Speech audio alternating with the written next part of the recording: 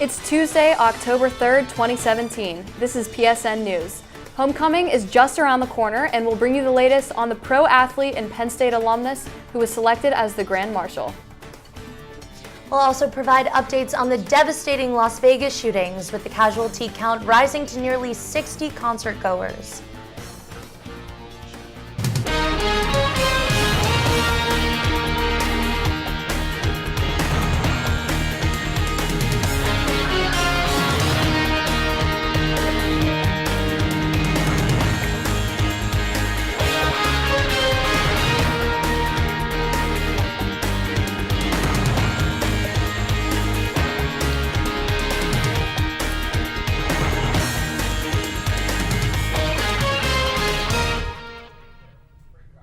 Thanks for joining us tonight. I'm Maddie Beertemple. And I'm Olivia Hogan. Former Penn State football lineman and Baltimore Ravens player John Urschel has just been announced as the 2017 Penn State Homecoming Grand Marshal. Urschel will take a break from working on his doctorate in mathematics at MIT to come back to State College for the annual celebration. Urschel said Penn State made him into the person and passionate mathematician that he is today. You can look out for the former NFL player at the homecoming parade, football game, and the ice cream social at the Hinsa Family Alumni Center.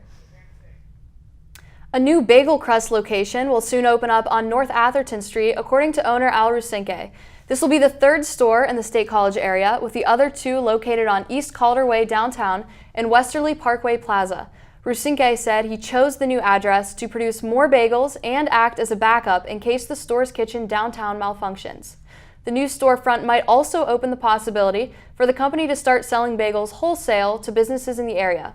Each bagel crust location currently serves about 200 customers each weekday and about 1,000 on the weekends.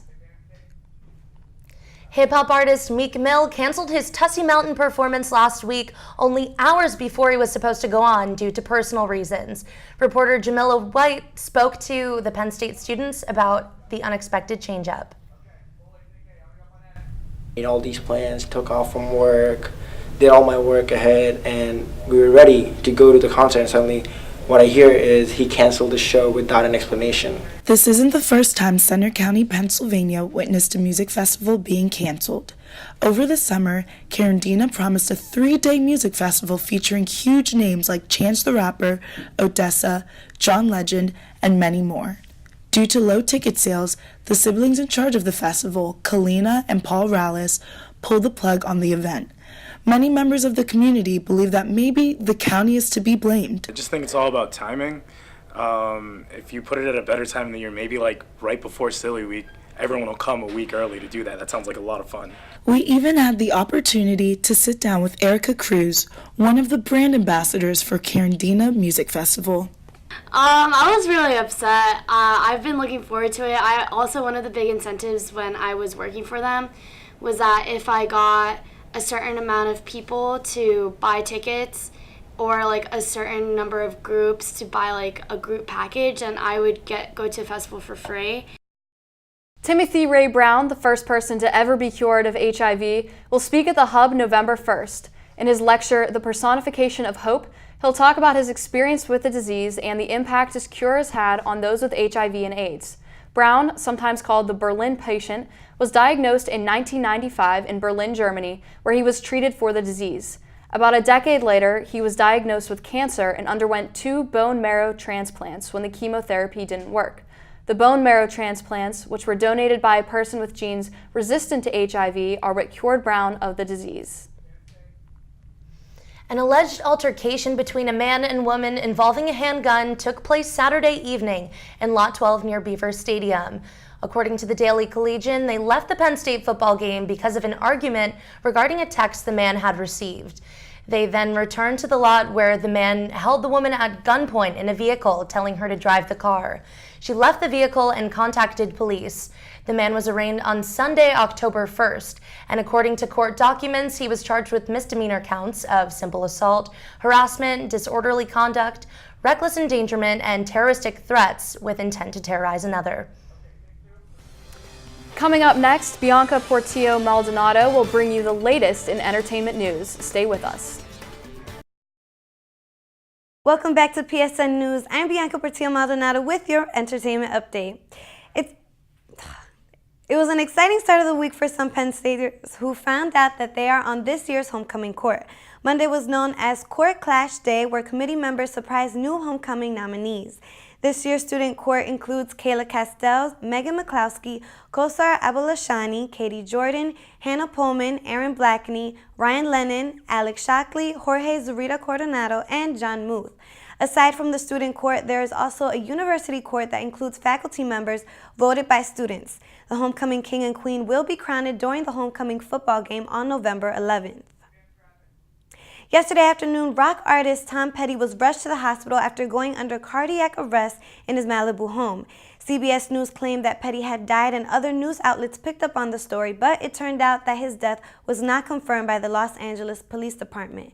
This caused mad confusion over social media, with many fans and celebrities like John Mayer, Bob Dylan, and Carole King tweeting their condolences and love for the artist. Petty is currently unresponsive and is on life support. Petty is best known as the lead singer of Tom Petty and the Heartbreakers.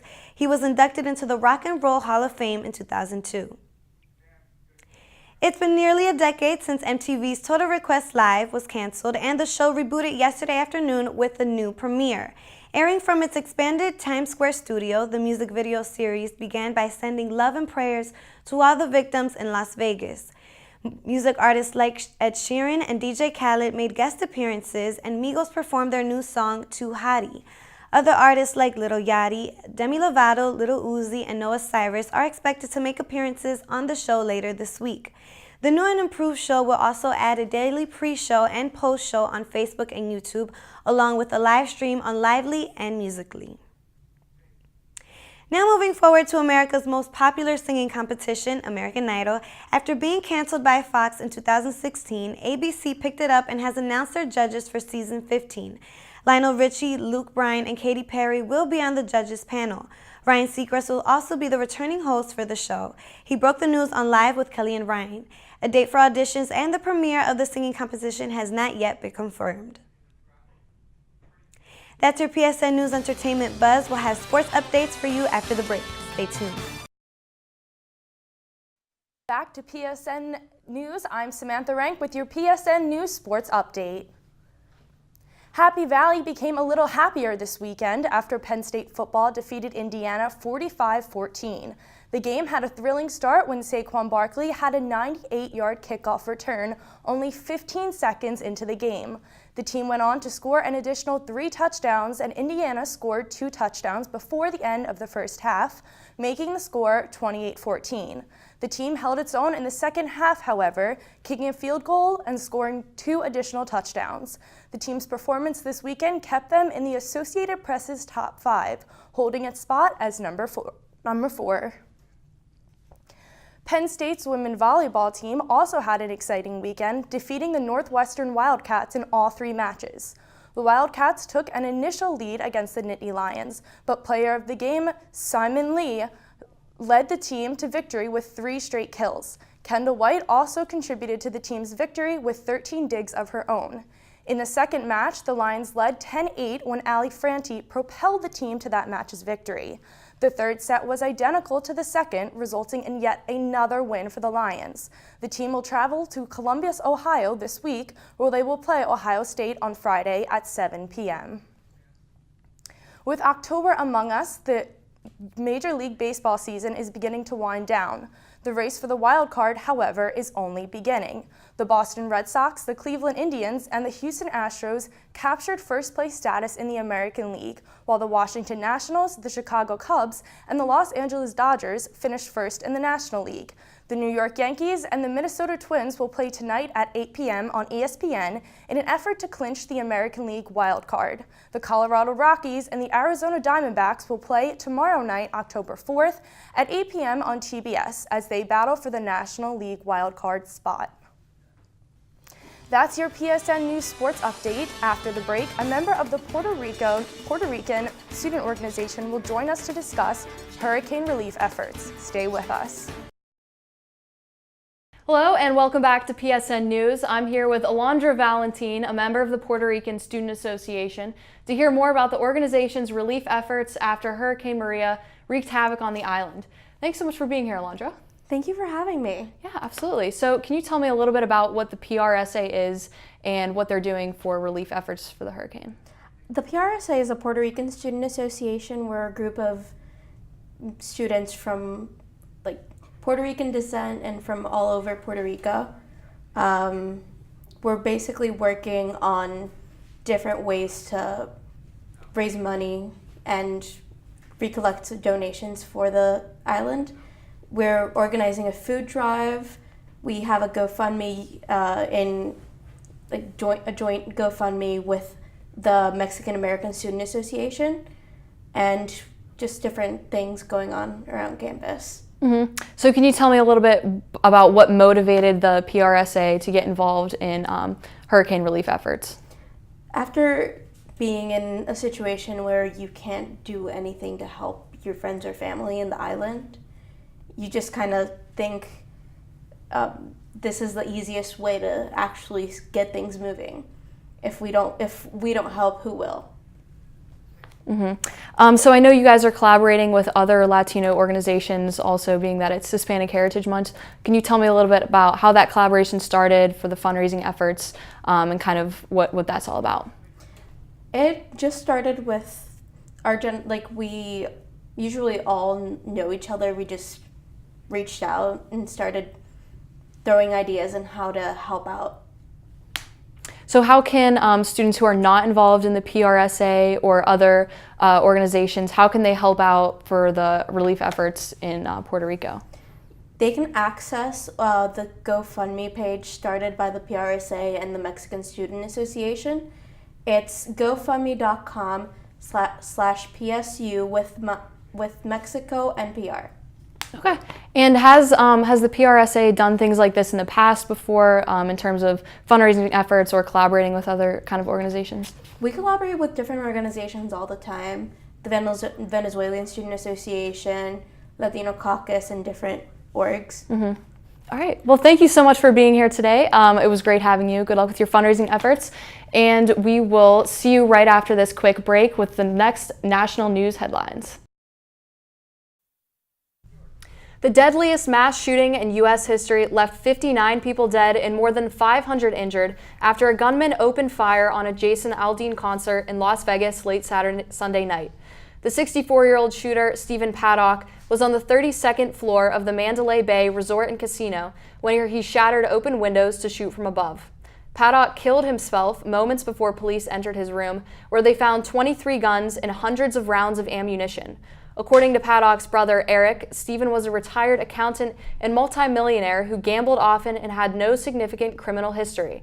The FBI said there's no evidence Paddock had ties to any terrorist organization, despite the Islamic State's claim he was one of its soldiers. O.J. Simpson has been released from prison after serving 9 years out of a 33-year sentence. Simpson avoided a reporter's questions when they approached the car he's traveling in while it was stopped at a gas station in Nevada. Simpson's attorney, Malcolm Laverne, said earlier this week his client plans to travel to Florida to spend time with family and purchase the latest iPhone. The family of Ron Goldman, who was killed with Nicole Brown Simpson, says they'll continue to pursue civil judgment against Simpson. The Supreme Court went back in session on Monday with a full bench of 9 justices. Among some of the upcoming disputes they'll hear include questions of religious liberty, union fees, gerrymandering, privacy, and more. As for Trump's travel ban, the case is on hold as his initial order has lapsed and his new policy has indefinitely restricted travel from 9 nations. This will also be the first full term for Justice Neil Gorsuch, who replaced Antonin Scalia after a contentious appointment process during the 2016 election. But the makeup of the court may not stay the same for long, as Justice Ruth Bader Ginsburg is 84 years old, just 3 years older than Justice Anthony Kennedy. According to the Washington Post, the average age of retirement for Supreme Court justices is about 79 years old. Competition in the grocery market is heating up as Walmart launches its millennial-focused high-end grocery line. This launch is coming off the heels of Amazon's acquisition of Whole Foods. Mark Lohr, founder of Walmart's Jet.com and head of the company's United States e-commerce, is leading this new strategy. Jet.com uses an algorithm that adjusts pricing based on how far the item is from the shopper's home and encourages users to continue adding items until they've built a more efficient cart, even labeling items as smart cart items. And that's all for tonight on PSN News. Be sure to check us out on Twitter at PSN News. Thanks for joining us.